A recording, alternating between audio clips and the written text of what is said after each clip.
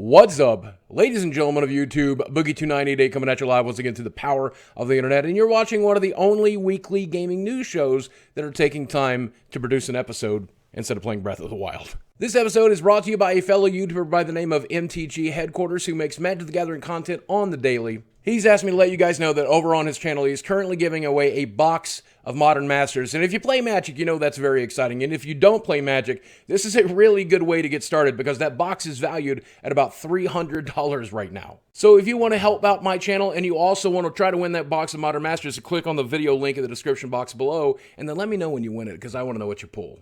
All right, I can already see you guys going crazy in the comment, but I want to start this week by addressing the rumors about a possible PlayStation 5 coming out next year. So this particular rumor actually got started because of an analyst's report about Sony as a company, saying that Sony could probably be very profitable in 2018 if they release the PlayStation 5 in 2018. And whenever these analysts do these reports, sometimes it is wild speculation, and sometimes it uses insider information. So it could be 50-50 here. This could actually be true, and he already knows about it, or it could be entirely made up, or it could just be a prediction of some sort. We honestly don't know.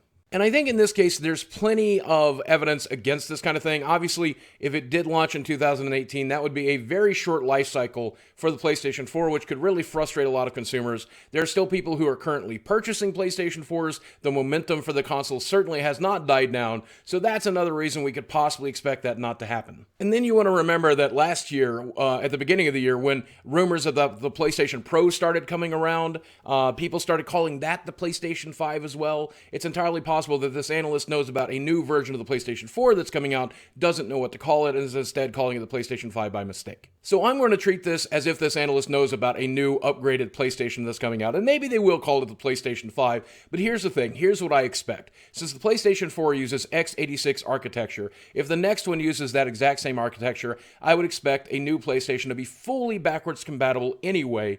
Even if they do decide to brand it as the PlayStation 5, I would expect everything that works on the PlayStation 4 to work with this system. And to confirm, the only things that this analyst did say is he did say, number one, that it would release in 2018, and that it would be a 10 teraflop machine. I personally feel that a PlayStation 5 would not happen until 2020 or 2019 because I think any earlier than that would be silly. But I do expect the PlayStation 4 to continue to get incremental upgrades, and another incremental upgrade to compete with Project Scorpio in 2018 just makes sense. I personally think since Sony is currently leading this console generation, there would be no desire on their end to start a new generation anytime soon. That seems like that would be Xbox's decision to decide to push it. But I don't think that'll happen either anytime soon. I think we'll continue to see incremental upgrades, and I almost guarantee that in 2018, when this does come to fruition, this will probably be just another incremental upgrade. And if they call it the PlayStation 5, it'll just be a PlayStation 4 with a few cosmetic changes, running the same architecture just a hell of a lot faster. And here's the part that you all have been waiting for. Let's talk a little bit about the Nintendo Switch and its launch problems, because it's had quite a few.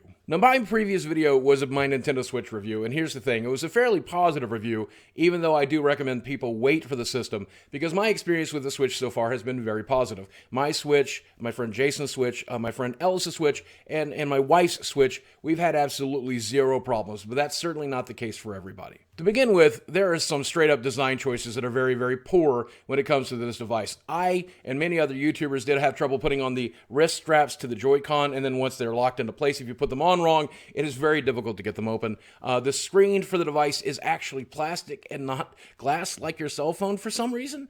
Instead of using Gorilla Glass, they went with plastic, so the screen is very easily scratched, and a lot of people have reported having a dock like this one having scratched their device just by sliding it in here.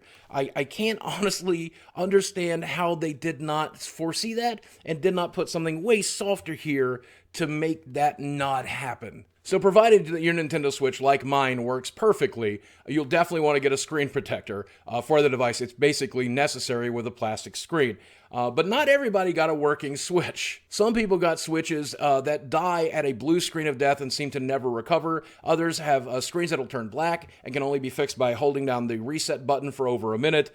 Some people have Switches that transfer in and out of black and white or weird monochrome colors. Some people have copies of games like Legend of Zelda that crash crash to the OS. And some people have devices that have dead or frozen pixels, and Nintendo says that some amount of frozen pixels or dead pixels is to be expected, and they won't replace machines if that's the case. So this has definitely been a rocky launch for Nintendo, very similar to the Xbox One or the PlayStation 4. In fact, it might be more so. So I did a little bit of internet sleuthing. I checked several subreddits, including the Nintendo Switch subreddit, and I will tell you, it looks like Nintendo at the beginning here was wildly unprepared for these problems and were not ready to be able to fix stuff. But they seem to be getting things into gear as of today, because I see a lot of people saying that their Nintendo Switch is getting replaced or getting fixed, and while they'll have to do without their Nintendo Switch for a couple of weeks, it does look like Nintendo does have a system in place to fix just about everything other than that dead pixel issue. But this is very common with new hardware launches. You remember the PlayStation 4, the first generation of those was scratching up discs. The Xbox One Day 1 edition, many of them just had completely unworking disk drives. Mine was one of those. This is very, very common to expect. Hopefully Nintendo will continue to get it right and continue to make improvements as we go. And if not, at least they're replacing consoles as quickly as they can. So this, to me, doesn't change my review at all. This only says that what I said in the review is correct. You should wait to order one. The second and third and fourth batches of the Nintendo Switch will only be more improved and more stable and have less of these problems as the device continues. Stuff like the plastic screen, though, I guess that's here for an entire console generation. So you absolutely want to get a screen protector. And I have to say, my favorite part about all of this is the ingenuity that people have shown. I've seen YouTubers who have created brand new docks from scratch, or have taken apart their existing docks, or made modifications to it by adding silk lining to the inside of it. I think that's fantastic. I hope that Nintendo will eventually switch out the dock with new docks. I would love it if every Switch owner who's registered their device will get a free dock in the mail that doesn't have these design problems. I don't think that'll happen, but that sure would be cool. Now, we did talk about Xbox One Game Pass last week. Just a little bit of update on that. For those of you who don't know about Game Pass, $10 a month gets you access to over 100 games you can download to your Xbox One and play for free for as long as you want, as much as you want. It's a pretty good system. A lot of people have called this the Netflix of gaming, for Xbox, and I think that's very, very accurate. So accurate, in fact, that a spokesman for Xbox said that not only would this be for older games like I had predicted, but it also might be for premieres of games, similar to the way that EA Access works, I think. I think brand new games, specifically Xbox exclusives, if you have Game Pass, you might get to play the game there for free before you choose to buy, or maybe they will produce games that will be exclusively made for Game Pass that you can't get any other way. I think that is awesome. They definitely want to take the Netflix model and apply it to the Xbox gaming, and if they do that, I think that's fantastic. And also, a little birdie told me that this service should launch near the end of April, so I hope you're excited, because I am. As of today, we got another PlayStation game that's out, Nier Automata, and it's currently at 90% over at Metacritic with an 8.9 user score. So you don't see that very often, where the user score and the critics are right alongside each other. So if you're not playing Zelda Breath of the Wild, this might be the game you want to play this week. It's not available for Xbox One for some reason, but it will be available for PC as well on March the 17th. And this is a Square Enix game, so you can expect the usual Square Enix style stuff with this game based on the reviews that I've read. And it's also fun to compare this game to Horizon Zero Dawn because they came out so close together, and they are also somewhat similar because you're fighting a lot of giant robots in both games. The biggest difference, I think, is that Horizon Zero Dawn was designed with an American culture and an American mindset, and it heavily influences the game, whereas Nier Automata is heavily influenced by Japanese culture and the Japanese mindset, and I have to say it's all there, including the upskirt shots for achievements. I mean, that's just what they did with this game because that's what they do. Ghost Recon Wildlands is out this week, and its Metascore critic is anywhere between 78% and 80%, depending on where you get it. And it is available for Xbox One, PlayStation 4, and on PC. But if you get it on PC, you got to go through Uplay. If you didn't play the beta for this, and I played very little of the beta because I had a lot of trouble getting it to work with my streaming software, XSplit, but I will say, this is pretty much The Division without all the suck. And that's going to do it for this week, and I wanted to say a big thank you to the guys over there at Activision for sending me this Skylanders Imaginators starter kit for the Nintendo Switch, and I have to say, I have not got a chance to play Imaginators, even though I have all of the toys, including some of the very hard-to-find exclusives back here that I have yet to unbox. which I'll probably do on my Twitch stream.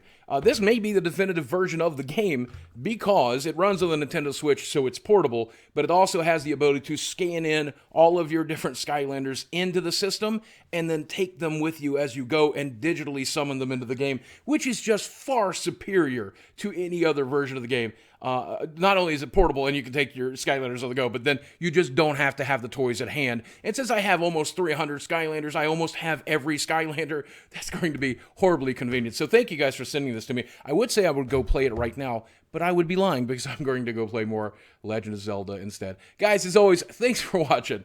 I love you very much, and I'll speak with you again soon.